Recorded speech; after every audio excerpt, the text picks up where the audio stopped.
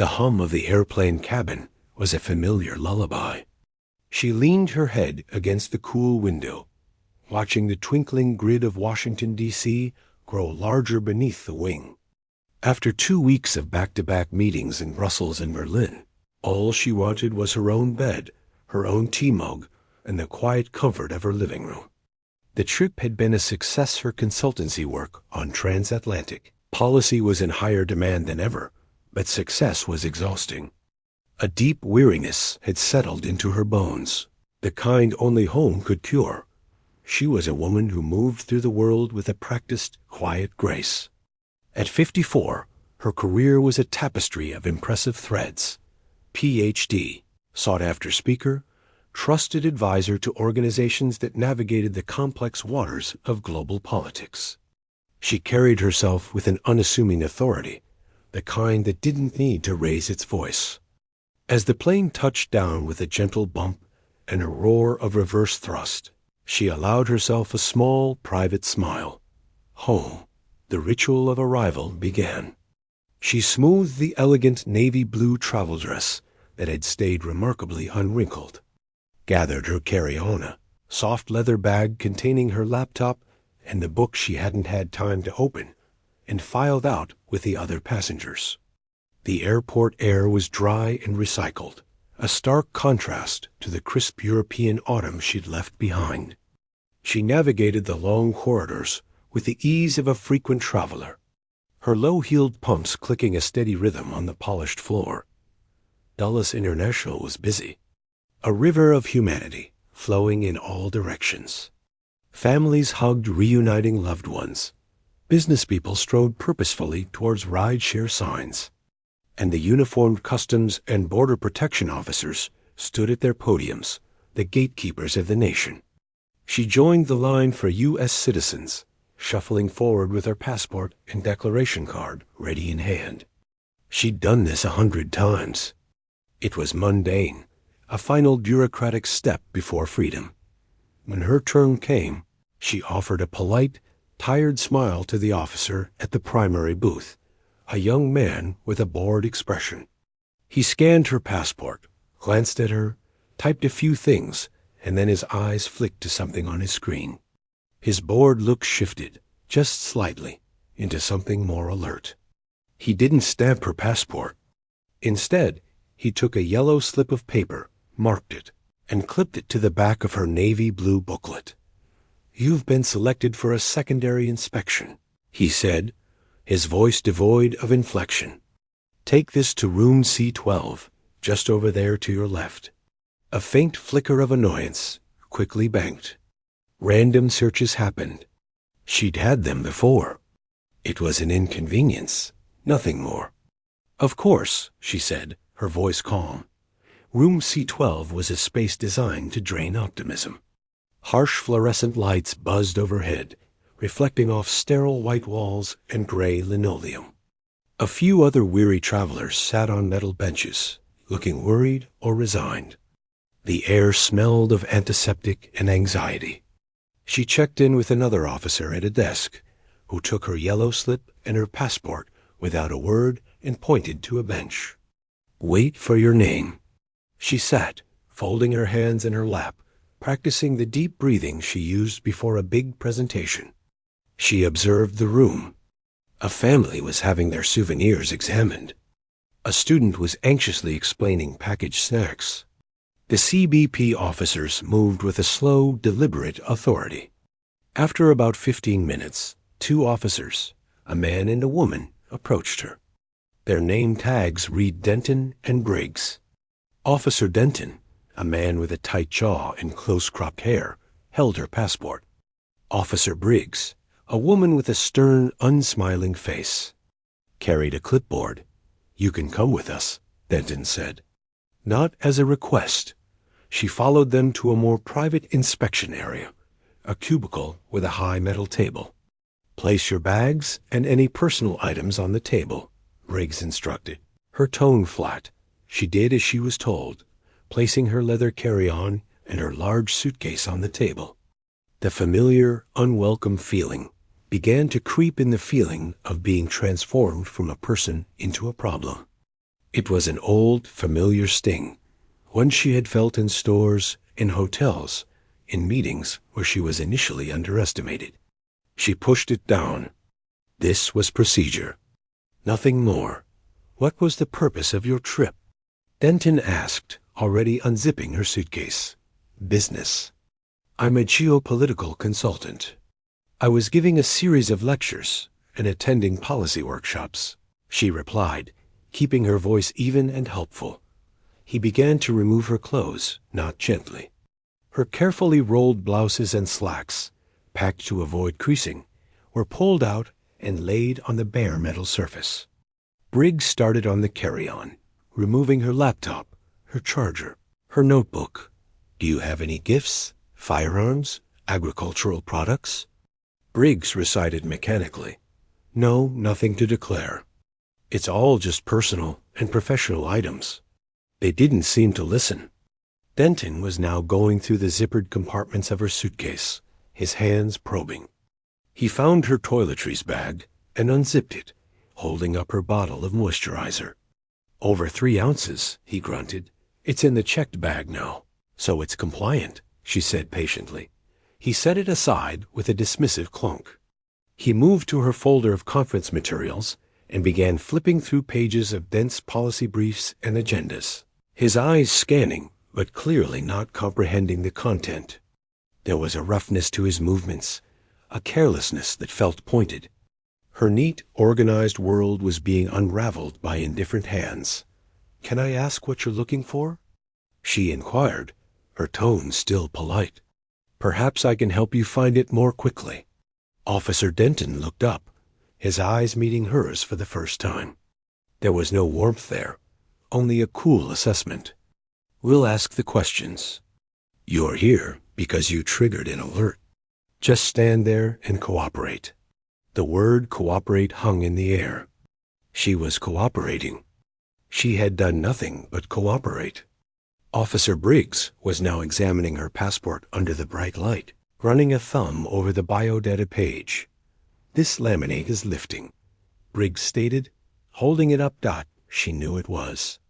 On one corner, a tiny sliver of the plastic coating had started to separate from the page from years of use. It was minor wear and tear, something she'd seen on many frequent travelers' passports. Yes, it's a bit worn on the edge. It's 10 years old. It's still perfectly valid. Denton took the passport from his partner. He examined the lifted corner, then looked at her, a faint, unreadable twist on his lips. This is considered damaged. It's a security issue. Before she could respond to explain, to reason, he hooked his thumb under the tiny, lifted laminate. And then, with a deliberate, sharp motion, he pulled. There was a terrible, crisp, ripping sound. He didn't just peel the laminate. He kept pulling, tearing the plastic layer cleanly across, and with it, the actual paper page of the passport beneath, right through her photo and her name. He tore her passport in half. He held the 2 separated pieces in his hands for a moment, then dropped them on the metal table with a final sounding tap. The sound echoed in the quiet cubicle. You won't be needing this, Officer Denton said, his voice devoid of any emotion. It's destroyed. She stared at the 2 halves of her passport, lying on the gray metal. A cold numbness washed over her, followed by a surge of heat in her chest. This wasn't an inspection. This wasn't about security. This was destruction. A willful, violent act against her most important document, her very identity as a citizen. She took a slow, deep breath, the kind she used to steady herself before walking onto a stage of 1,000 people. The anger was there, white-hot and righteous, but she locked it away in a deep vault. In this room, with these 2 people, anger was a currency they would not honor. It would only be used against her. She looked from the torn passport to Officer Denton's face. You just destroyed my valid federal document, she said, her voice remarkably steady, low and clear. I need to speak with a supervisor, immediately. Officer Briggs moved then, stepping closer, invading the space in front of the table. She wasn't tall, but she held herself in a way meant to intimidate. "Lady," Briggs said, her voice a low, almost conversational growl that didn't match the hardness in her eyes. "You're in no position to make demands. You should have been more careful with your things." She let the words hang, a vague but unmistakable threat woven into them. "Now we're going to process your entry. You don't want to make this any more difficult than it already is." The two officers stood there, a united front. The message was clear. Asterisk, you are alone. We have the power. Nothing you say matters. Asterisk, she looked at them, at the ruins of her passport, at her clothes strewn across the table. The weary traveler was gone. In her place stood a woman who had negotiated with hostile ministers and de-escalated boardroom coups. She saw the situation with crystalline clarity. This was a battle she could not win in this gray, buzzing room dot, so she did the only powerful thing left to do. She stopped talking. She let her silence fill the space. She looked at them not with fear or pleading, but with a cool, detached observation, as if she were studying a fascinating and ugly specimen of behavior. She gave a single, slow nod, acknowledging their actions without accepting them. She would get her supervisor, but not from them. The silence in the inspection cubicle was thick and heavy, like a storm cloud about to break. The only sounds were the distant murmur of the airport and the faint, irritating buzz of the fluorescent light above them. She stood perfectly still, her eyes fixed on the two torn pieces of her passport on the cold metal table. The blue cover with the golden emblem looked like a wounded bird. Officer Denton watched her, waiting for the explosion. He'd seen it before: the shouting, the tears, the frantic demands. That's what people did when they were cornered. It made things easier in a way. It justified the hard stance, the firm hand. But she didn't shout. She didn't cry. She just looked. She looked from the passport to his face, then to Officer Briggs's face, then back to the passport. Her expression wasn't one of anger he could easily dismiss. It was something far more unsettling, calm recognition. It was as if she had just seen something she had long suspected was true, finally proven right before her eyes. That look, that quiet understanding, unnerved him more than any scream could have. "I see," she said finally, her voice not much louder than a whisper, but it cut through the buzz. It was a statement, not a question. Briggs shifted on her feet, the leather of her duty belt creaking. The script was off. This wasn't going according to the usual pattern. "We'll issue you a temporary entry document," Briggs said, her tone trying to reassert the normal procedure. "You can apply for a new passport. It's your responsibility to keep your documents in good order." She didn't acknowledge the statement. Her mind was already clicking forward, past them, past this awful little room. Every detail was being captured, not by a camera, but by her own trained mind. The exact way Denton had hooked his thumb, the sound of the rip, the cold finality in his voice when he said, "You won't be needing this." The way Briggs had stepped into her space, using her body as a barrier and a threat. Their names on the badges: Denton, Briggs, the time on the wall clock, 7:14 p.m., the number on the cubicle wall, C-12-B. She was a strategist. This was now. A crisis scenario, and in a crisis, emotion was data, not a driver. The white-hot fury she felt was pushed down, locked away in a mental vault, labeled for later. Right now, she needed clarity. She needed evidence. And she needed to get out of this room without giving them a single reason to escalate further. "Is the inspection complete?" she asked, her gaze now resting on her scattered belongings. Denton and Briggs exchanged a quick glance. Her composure was throwing them. "We need to finish our notes," Denton said, picking up his tablet. He started tapping, narrating in a low, official mumble. Subject's passport presented with significant damage to the data page, laminate separation, deemed unfit for travel. Subject was uncooperative during initial questioning. She heard the lie. Uncooperative. It was a dangerous, powerful word in a report. It justified everything they had done and would do. A fresh spike of fear, cold and sharp, pierced her calm. This wasn't just an ugly moment. They were constructing a paper trail to bury her side of the story. She had to get out. Now, she focused on breathing. In for 4, hold for 4, out for 4. She would not let them see her shake. After a few more minutes of typing and a perfunctory, rough repacking of her bags, her clothes now a jumbled mess, Briggs handed her a single sheet of paper. It was a Form I-546, a temporary evidence of admission. It had her name, a handwritten entry number, and a date. It felt flimsy and worthless. "This is your proof of legal entry," Briggs stated. "You must surrender it when you receive your new passport. Do not lose it." She took the paper, folded it once carefully, and placed it in her handbag. She did not look at them again. She simply turned, collected the handle of her suitcase, and walked out of cubicle C12B. The walk out of the secondary inspection room felt like walking through deep water. Every step required effort. She could feel their eyes on her back until she turned the corner. The noise of the main arrivals hall hit her, the rolling suitcases, the chatter, the announcements, and it was almost overwhelming. She moved past. The happy reunions, the drivers holding name signs, the children running. She felt completely separate from it all, wrapped in a bubble of cold, humming shock. She didn't head for the exit. Instead, she spotted a row of plastic chairs against a wall, away from the main flow. She sat down, placing her bags neatly beside her. Her hands, she noticed, were steady. Good. First, she took out her phone.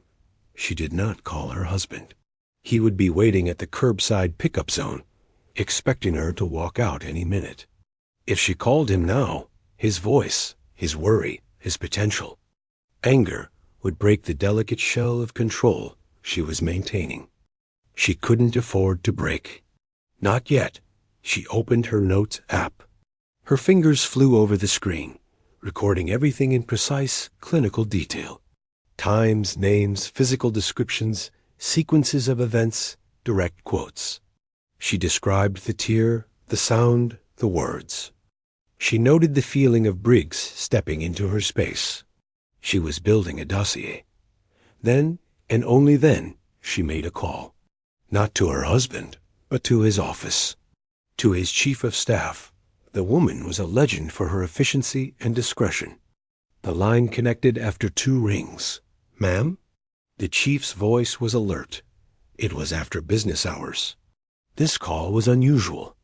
"It's me," she said, her voice sounding strangely normal to her own ears. "I'm at Dulles. I'm safe, but I've had an incident with CBP. My passport was deliberately destroyed during a secondary inspection." There was the briefest silence on the line, a vacuum where shock was being swiftly converted into action. "Are you injured? Are you detained?" "No, I'm in the public hall.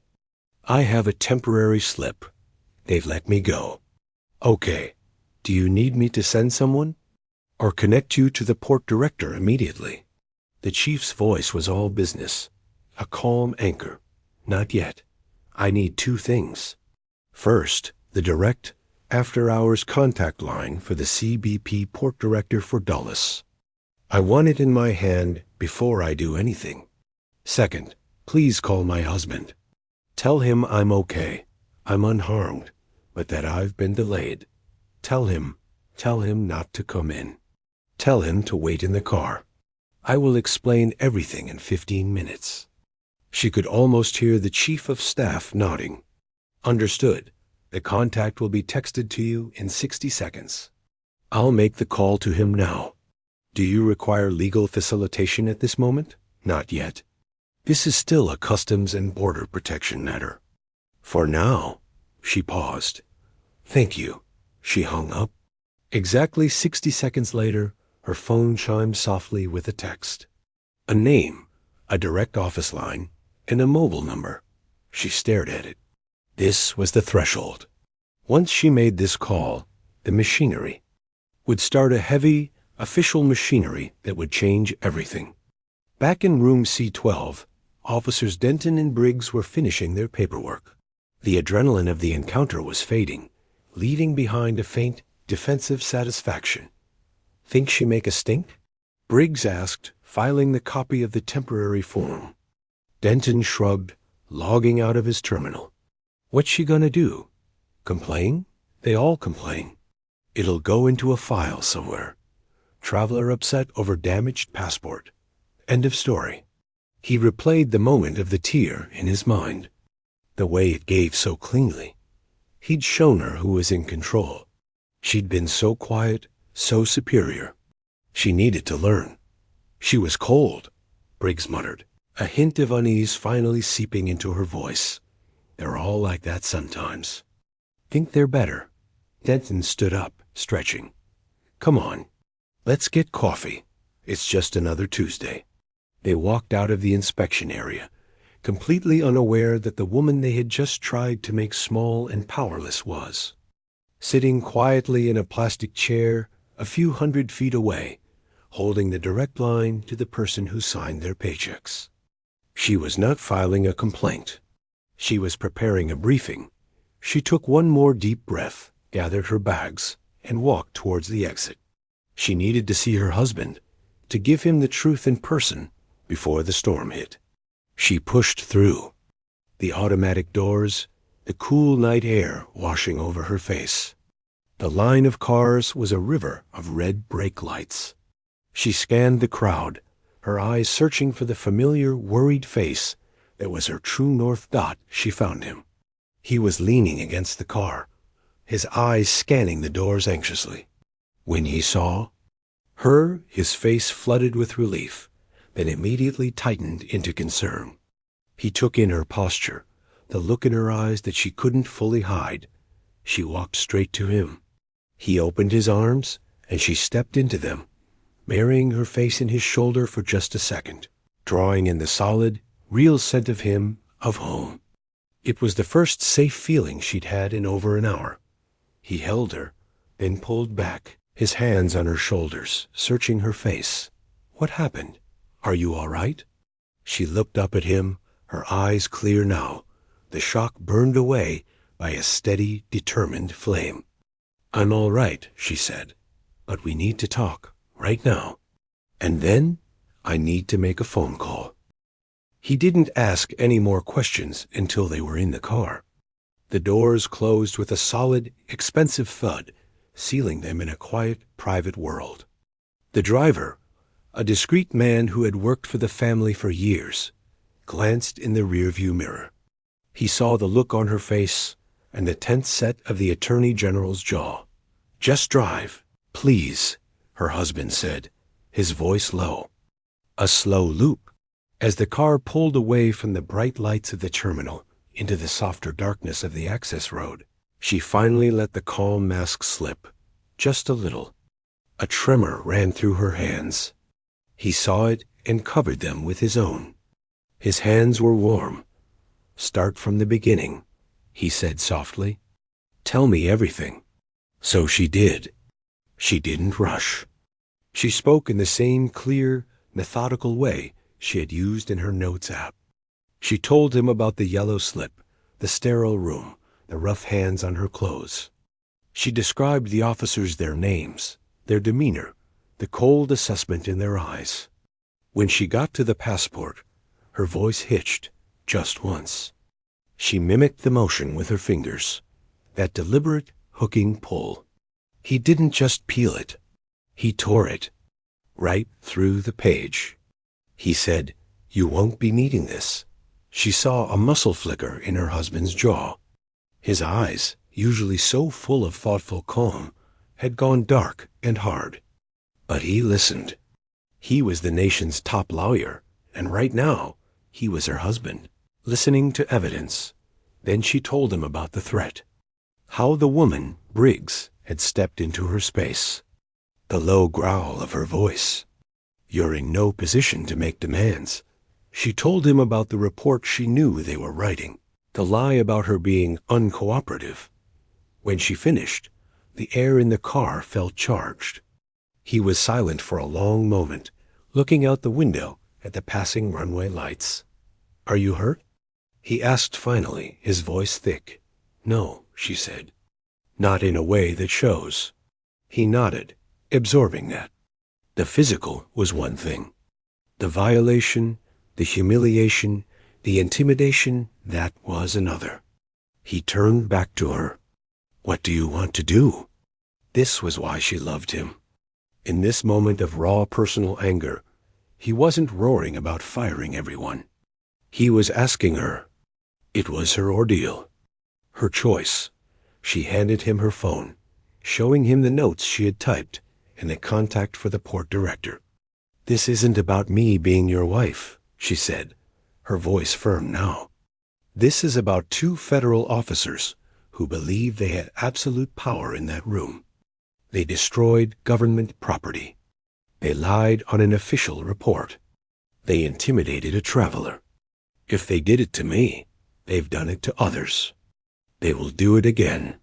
She looked into his eyes. "I want to report it. Not as the AG's wife, but as a citizen, through the proper channel. I want the port director to see the security footage from cubicle C12B at 7:14 p.m. tonight. Then I want him to read the report. The truth will be in the gap between the two." A slow, grim nod from her husband. He saw the strategy. It wasn't an emotional complaint. It was a factual challenge to their official record. The camera wouldn't lie. "Okay," he said. He took out his own phone, but then stopped.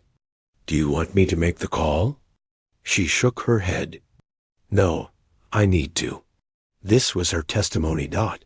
She took a steadying breath and dialed the mobile number for the port director. It rang several times. A man's voice, tired and slightly wary, answered. "This is Miller. Director Miller, my name is Dr. Evelyn Reed. I am a U.S. citizen who just passed through your primary inspection at Dallas approximately 1 hour ago. I was taken to secondary inspection in room C12, cubicle B, where I was subjected to a search by Officers Denton and Briggs. During that inspection, Officer Denton deliberately and without justification tore my valid U.S. passport in half, destroying it. I was then verbally intimidated by Officer Briggs when I requested a supervisor. I have my temporary I-546 form here. I am calling to formally report this conduct and to request an immediate review of the security footage from that location and time, as I believe their official report will not match the events recorded." There was dead silence on the other end of the line. Then the sound of shuffling papers, a chair creaking. The tiredness was gone from Miller's voice, replaced by a sharp, professional alertness. "Dr. Reed, I apologize for your experience. Can you confirm the names again? Denton and Briggs? And the time?" She confirmed it all, her voice unwavering. "Where are you now, ma'am?" Miller asked. "I have left the airport. I am safe. I am launching an internal review as of this moment," Miller said, his words coming quickly. "I will personally secure the footage and pull the officers' reports. A supervisor will be contacting you within the hour for a full statement. Is this the best number to reach you?" "It is."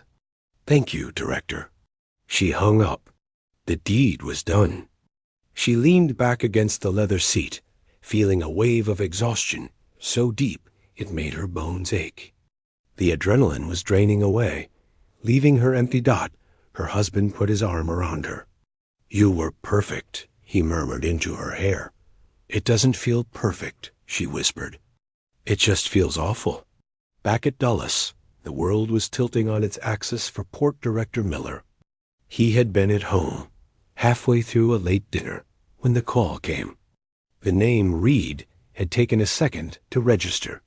Then it hit him like a bucket of ice water. Dr. Evelyn Reed. He'd seen that name on briefing papers. He knew exactly who she was married to.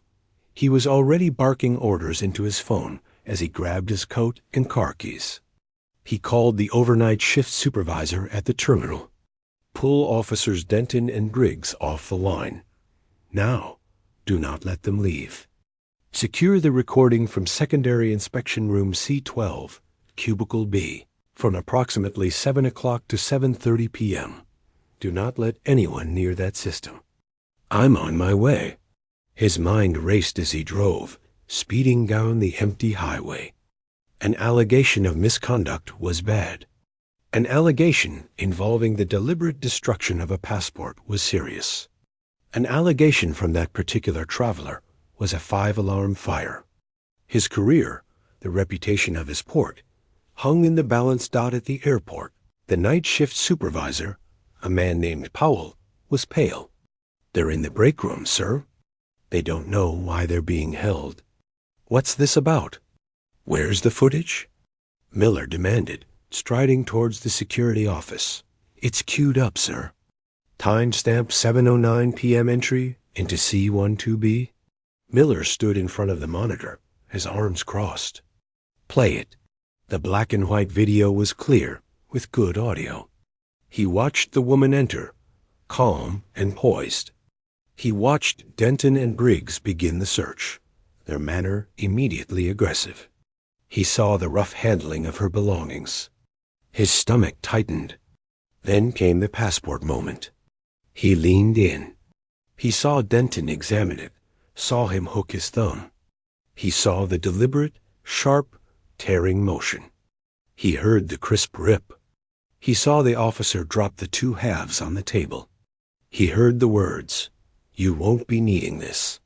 Miller closed his eyes for a second. It was worse than he could have imagined. It wasn't an accident.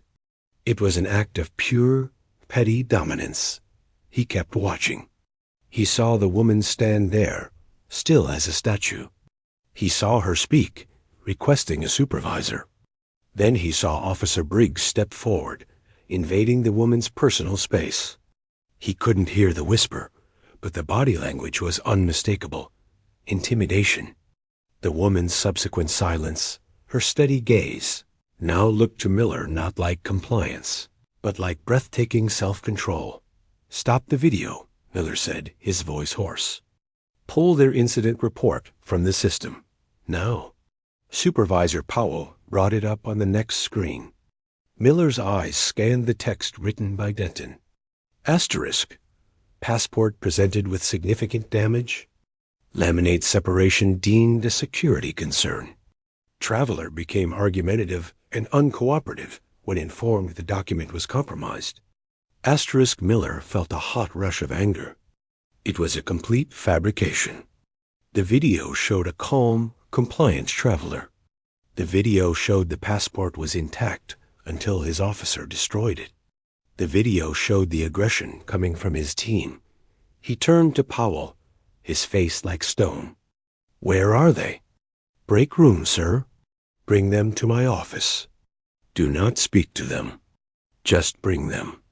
As Powell left, Miller picked up his phone. He had to make a call he dreaded. He had to call the office of the Attorney General. Not to the main line, but to the number he had been given for emergencies that involved the family. He had never used it before. He cleared his throat, trying to find the right words to explain that 2 of his officers had, on camera, committed a blatant act of misconduct against the Attorney General's wife, and then lied about it in an official report. There were no right words. He dialed. The storm had moved from the quiet car on the access road and was now raging inside the heart of the airport itself. And in the break room, 2 officers sipping bad coffee were about to learn that the woman they thought they had put in her place was someone whose place was far beyond anything they could ever touch. The break room smelled of stale coffee and microwave popcorn. Officer Denton scrolled through his phone, bored. Officer Briggs tapped her fingers on the Formica table. Being told to wait by the shift supervisor was annoying, but not alarming. Sometimes it happened for a last-minute shift change or a paperwork question. "What do you think it is?" Briggs asked, a faint thread of the earlier unease still in her voice. Denton shrugged without looking up. "Probably some stupid admin thing. A new memo from upstairs about being nicer to people or something." He snorted. "Like that'll happen." The door opened. Supervisor Powell stood there, his face unreadable. "Both of you." "The port director's office." "No." That got their attention. The port director didn't see line officers in the middle of the night. Not ever. A cold trickle, the first real drip of fear, started in Denton's stomach. He exchanged a quick glance with Briggs. Her eyes were wide. They walked in silence through the back corridors, their footsteps echoing. The usual nighttime sounds of the airport, the distant rumble of a baggage cart, the muffled PA announcements, seemed far away. Powell didn't speak. He just led them to the administrative wing, to a door with a nameplate that read Port Director Miller. Powell knocked once and opened the door. "Officers Denton and Briggs, sir." The office was spacious and tidy. Port Director Miller stood behind his desk, not sitting. He didn't look at them. He was staring at a large computer monitor on a side table, its screen dark. The atmosphere in the room was so thick with tension you could almost touch it. "Close the door." "Powell," Miller said, his voice flat. "Wait outside." Powell did as he was told. The click of the latch was final. Miller finally turned to look at them. His face was pale, his lips a tight, thin line. He didn't invite them to sit.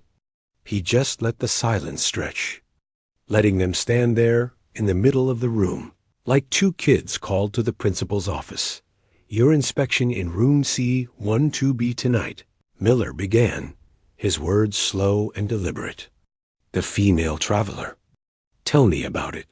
Denton's mind raced. This was it. The woman had complained. He'd been ready for that. He fell back on the report. "Sir, the passenger presented a damaged passport. The laminate was fully separated, a clear integrity issue. We informed her it was invalid for travel. She became verbally uncooperative and argumentative.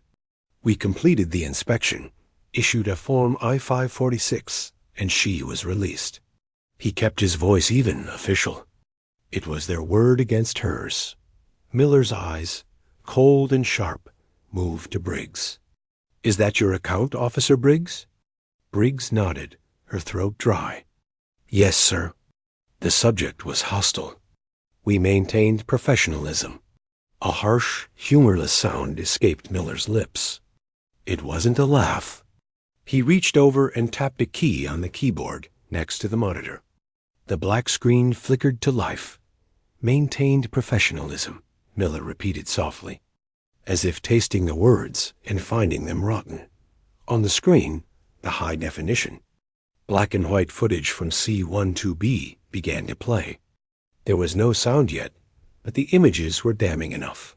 They saw themselves enter with the woman. They saw Denton roughly pulling clothes from the suitcase. They saw Briggs going through the personal items.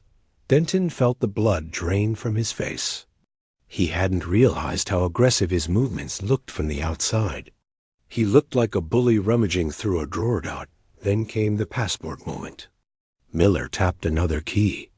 Sound flooded the room. They heard Denton's own voice, flat and cold. Asterisk, "This laminate is lifting." A security issue. They heard the woman's calm reply. Asterisk, "It's still perfectly valid." Asterisk on screen. Everyone watched Denton's hand. The close-up from the ceiling camera was perfect. They saw his thumb hook under the tiny flap. They saw the deliberate pause. Then the sharp, intentional, pulling motion. Rip. The sound from the speakers was shockingly loud in the quiet office. Crisp. Final dot they watched as Denton held the two pieces, then dropped them on the table with that dismissive tap. They heard his voice, dripping with a contempt he hadn't even fully acknowledged he felt. Asterisk, you won't be needing this. Asterisk Miller paused the video. The frozen image showed Denton standing over the two halves of the passport, a look of satisfaction on his face that he now saw, with horror, was unmistakable. The office was dead silent. The only sound was the faint hum of the computer. Miller didn't say a word. He just let the video speak. Then he fast-forwarded a little and hit play again. Now they saw the woman standing incredibly still. They heard her clear, steady voice. Asterisk, you just destroyed my valid federal document. I need to speak with a supervisor immediately. Asterisk, the camera angle caught Briggs stepping forward, her body looming into the woman's space.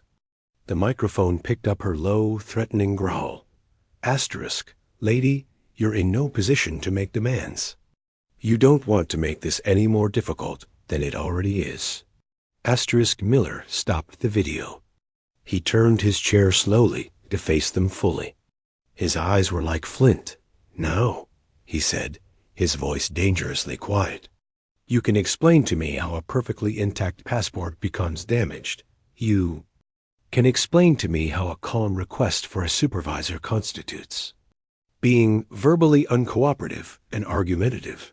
And you can explain to me how that, he pointed a shaking finger at the frozen image of Briggs in the woman's face, constitutes maintaining professionalism. Denton's mouth opened, but no sound came out. Every excuse, every lie he had prepared, withered and died under the cold, unblinking eye of the camera. He felt naked, exposed. The power he had felt in that cubicle was gone, completely reversed. He was the one with no position to make demands. Briggs found her voice first, a desperate, trembling thing. Sir, we? The laminate was coming off. It was a judgment call. We thought it was don't. Miller cut her off. The word like a whip crack. Do not insult my intelligence further. The video shows a deliberate act of destruction, a willful violation of policy and federal law. And your report is a deliberate, provable lie.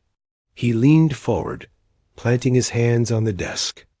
But let's move past the administrative failures for a moment. Let's discuss who your subject was. He let that hang in the air. Denton felt a new, deeper layer of dread. The woman's composure, her way of speaking. It had felt different. Miller picked up a single sheet of paper from his desk. The traveler you just relieved of her passport, he said, reading, is Dr. Evelyn Reed, Ph.D., Georgetown University adjunct professor, senior fellow at the Brookings Institution. He looked up, and as it happens, she is the wife of the Attorney General of the United States. The floor seemed to drop out from under Denton. The air left his lungs in a sickening rush. The Attorney General. His mind flashed to the news clips, the stern, powerful figure testifying before Congress, his wife. He had torn up the passport of the Attorney General's wife. He had tried to intimidate her. He had lied about it in an official report. A wave of nausea hit him so hard, he thought he might be sick. Briggs made a small, choked sound next to him, her hand flying to her mouth. Her eyes were wide with pure, unadulterated terror. The office of the Attorney General has already been in contact, Miller said, his voice now filled with a weary, furious finality. They are not making demands. They are asking for a thorough internal investigation. They have requested the footage and all related reports, which, thanks to your performance tonight, I will be providing to them immediately. He stood up straight. You are both hereby suspended, effective immediately. You will surrender your badges, your credentials, and your weapons to Supervisor Powell outside. You are to leave the premises. You will have no contact with each other regarding this incident. The Department of Homeland Security Office of Inspector General will be notified, and you will likely be contacted for their separate investigation. Do you understand? The words washed over Denton. but he only caught fragments. Asterisk suspended. Inspector General. Investigation. Asterisk his career was over. More than over, he could face criminal charges for destruction of government property, for filing a false report, for deprivation of rights under color of law. The sheer scale of the consequences began to crash down on him. A tidal wave of his own making. Miller pressed a button on his desk. The door opened, and Powell stepped in, his face grim. He held out a small LOC KBOX dot in a daze. Denton fumbled with his badge clip, his fingers clumsy. He placed the shield, the thing that had made him feel powerful an hour ago, into the box. It felt like handing over a part of his soul. Briggs did the same, her hands shaking violently. "Get out of my sight," Miller said. Turning his back to them, looking again at the frozen image on the monitor, the image of their stupidity, their cruelty, preserved forever, they stumbled out of the office. The fluorescent lights of the hallway seemed too bright, exposing them.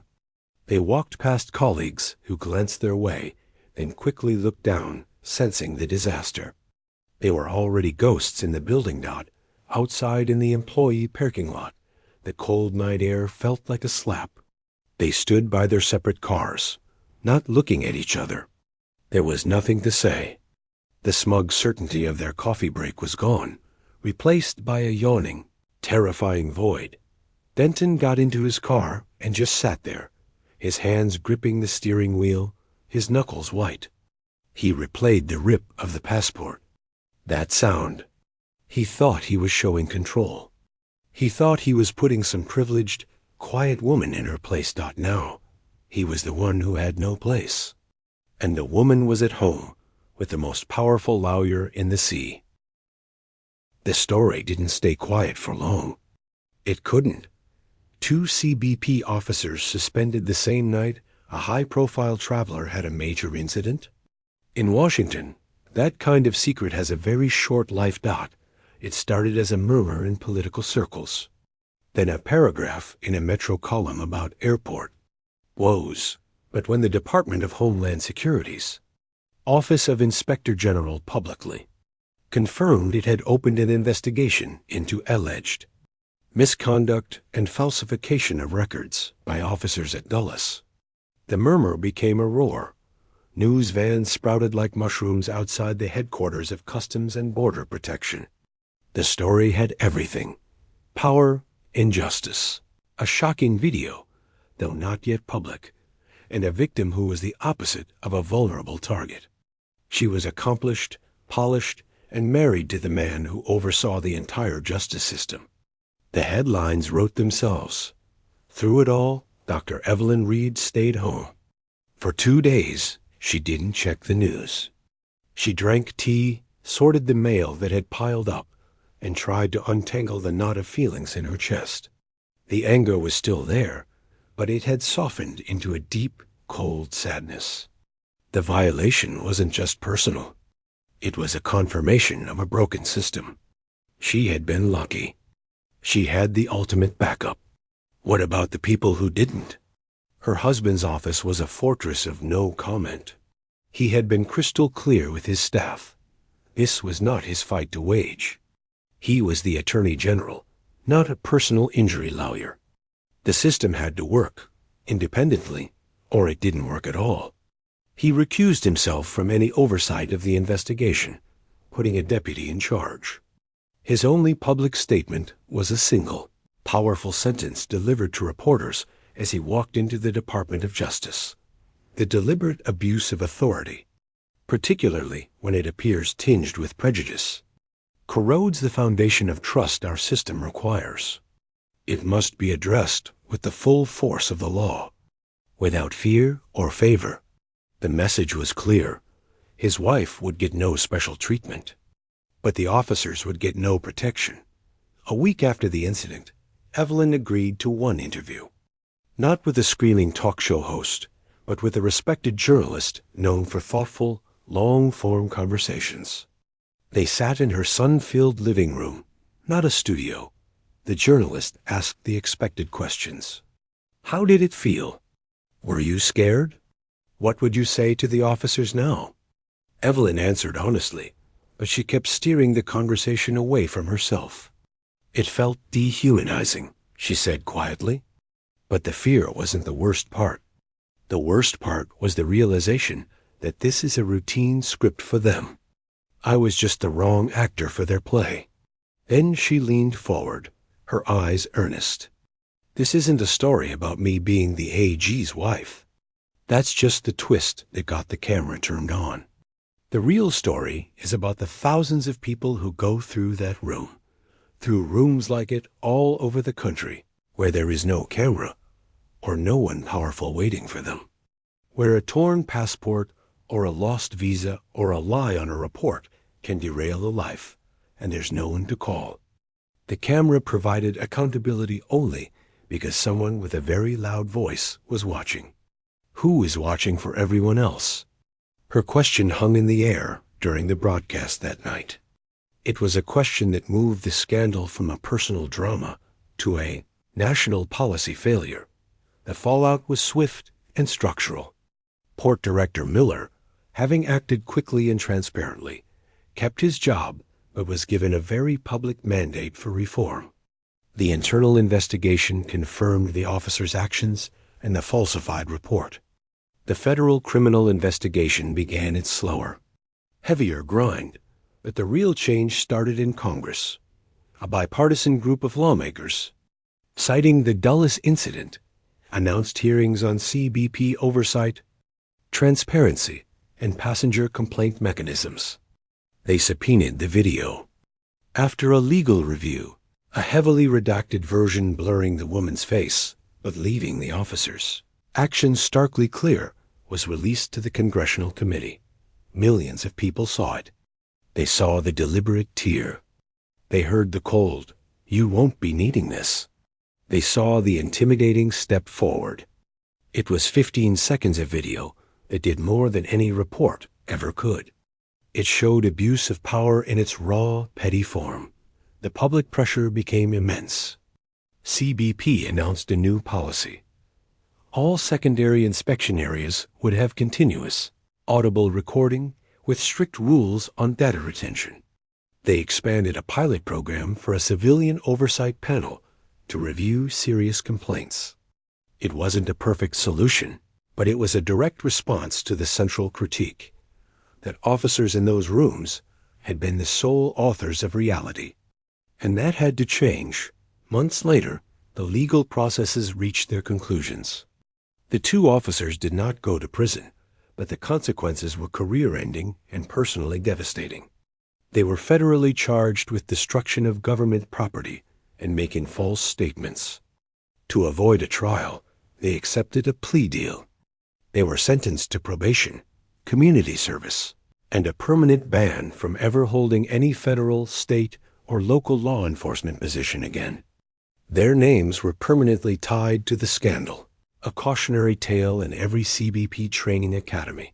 One afternoon, long after the news vans had left, Evelyn was back at Dulles. She had to fly to Toronto for a conference. This time, her husband drove her to departures. They stood near the security line. She had a new, crisp passport in her hand. He touched her arm. "You okay?" She nodded, looking at the uniformed officers at the checkpoints. A few people recognized them, whispering. She felt a familiar tension in her shoulders, but it was different now. It wasn't a fear of the unknown. It was a knowledge of what could happen, and a hard-won understanding that she had the strength to face it. "I'm okay," she said. "It's just a door. I walk through it, or I let them win." He squeezed her hand. "Call me when you land." She joined the line.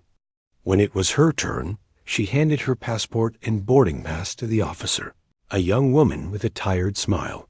The officer scanned it, looked at the screen, then looked at Evelyn's face. A flicker of recognition passed through her eyes. Not hostility. Something else, awareness, perhaps a little caution.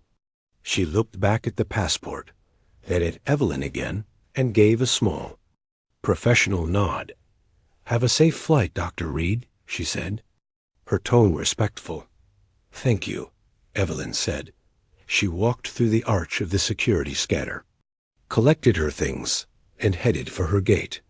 She didn't look back. The journey through the airport felt normal, mundane even. But she knew something had shifted, both in her and in the world around her. The story had ended not with a dramatic courtroom victory, but with quieter, systemic changes. It ended with a question she had asked that was now being asked in committee rooms. It ended with two officers who learned that the uniform was not a shield for cruelty. And it ended with a woman reclaiming her right to move through the world, not as a victim or a symbol, but simply as herself a traveler, going about her business, her dignity intact, her eyes wide open. She sat at the gate, watching planes come and go. The intercom buzzed with a boarding announcement. She stood up, smoothed her coat, and joined the line of people ready to fly. She was just another passenger. But she was also a woman who had stood very still in a storm, and in her stillness had helped change the direction of the wind.